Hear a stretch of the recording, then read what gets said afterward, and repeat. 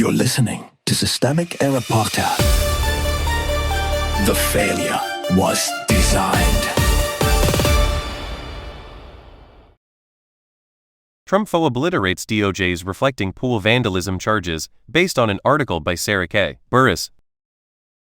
The DOJ turned a pool dispute into a political sacrifice, a minor incident, inflated on purpose. Olympian David Hearn is in court because the Trump administration chose to turn an alleged scrape of the reflecting pool liner into a felony case. The source material says Hearn denies damaging anything, video shows him briefly putting his hand in the pool, and the government's own charging language is notably softer than the spectacle Jeanine Pirro sold at her press conference. That gap matters. The story is not about a pool, it is about state power selecting a target, dressing up weakness as law enforcement, and then hoping the volume covers the lack of proof.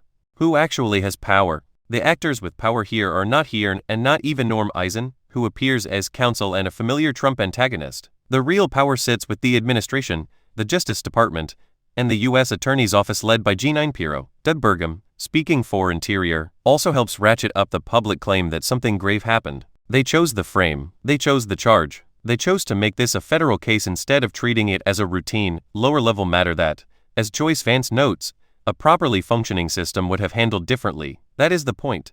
Power is visible in what institutions decide to elevate and what they decide to ignore. Scapegoat first, evidence later. Pirro's public language, according to the source, is all certainty and outrage.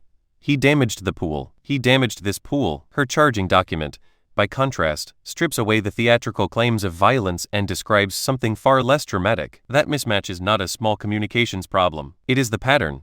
When prosecutors start with a conclusion and then search for a body to hang it on, the law becomes theater. The administration's own failures around the reflecting pool do not disappear, they get reassigned onto a visible, convenient person with a name and a camera-friendly identity. That is scapegoating, plain and simple. Misdirection as method. The public is being asked to focus on a cyclist in shorts and gloves instead of on the people who escalated this into a felony proceeding. That is the misdirection. The source even gives us the bureaucratic tell. No grand jury indictment, just a filing in superior court with less rigorous standards after failed attempts to secure indictments elsewhere. That is not rigor. That is forum shopping for the easiest path to punishment. It tells you the case is not being driven by confidence in the evidence. It is being driven by the need to manufacture a win, produce a headline, and make the government look forceful while it is actually covering its own backside. The Trump pattern, wearing a new badge. Trump has spent years attacking Norm Eisen as part of his broader campaign against accountability. Here, that personal feud sits in the background while the administration uses law enforcement to stage strength. The irony is crude. The same political movement that screams about lawfare eagerly deploys law as a weapon when it can be pointed downward. That is the governing logic, not justice, not proportion, not truth. A weak case becomes a political prop, and a public institution gets used to launder a narrative of competence. The target is never really the reflecting pool. It is the idea that state power can invent seriousness where it has none, and demand obedience in return. What this story really shows, this is what democratic decay looks like at the procedural level.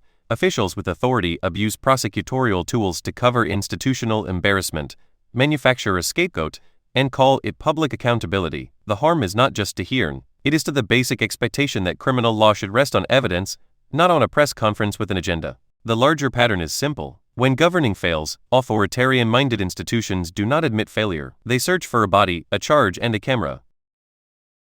You've been listening to Systemic Error. Thanks to Alternet for today's article. With the automated voice of Marcus, thanks for listening.